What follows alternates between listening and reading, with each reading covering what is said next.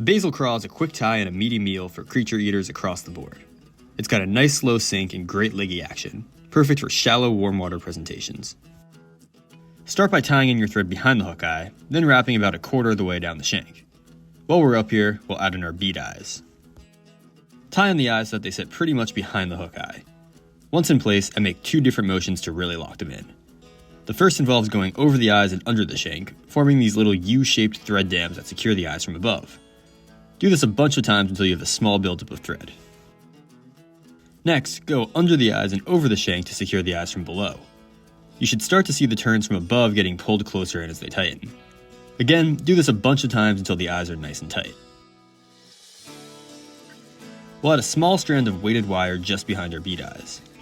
Wrap in one end, pushing the turns against each other as you go to keep the material condensed. If you have any extra when you reach the desired amount, you can just snip it off with your fingernail. Take a bunch of turns over the wire with your thread to bind it to the shank. You can also put some glue on if you'd like. With the wire secure, keep wrapping down the shank until your thread hangs just above the hook barb. Take two strands of rubber legs, wrap them around the thread at their midpoint, and slide them onto the shank as you lift your bobbin. Aim to have this section land on the upper half of one side of the shank. Take wraps back to point all four ends rearward. Repeat this process on the other side of the shank with two more rubber legs. The end result should be 8 total leg ends facing rearward, appearing to go almost all the way around the shank. When complete, you can clip these back so that all the legs reach almost a hook shank or so past their tie-in point.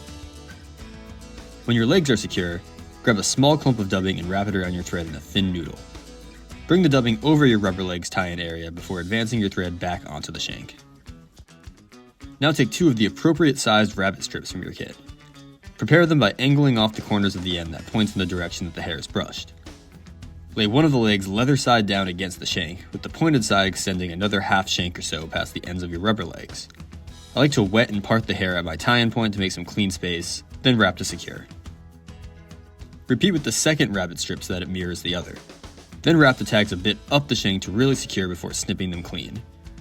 Here I'm going to go over some more of the exposed leather bits with some more thread, just to keep them down and out of the way. Next, go back to your dubbing and put a slightly thicker portion around your thread than what you did near the tail. Wrap all over your rabbit strip's tie-in point, building some extra protection and bulk above the tail section. Add more dubbing as necessary until you're just about behind the bead eyes. Now take one of your grizzly olive hackles and tie it in tip first with the butt end facing rearward. Keeping your thread behind the bead eyes, bring the feather forward in close wraps.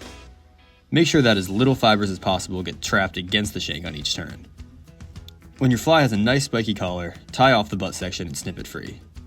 I'll usually take a few more turns here to push the hackle fibers backward a bit.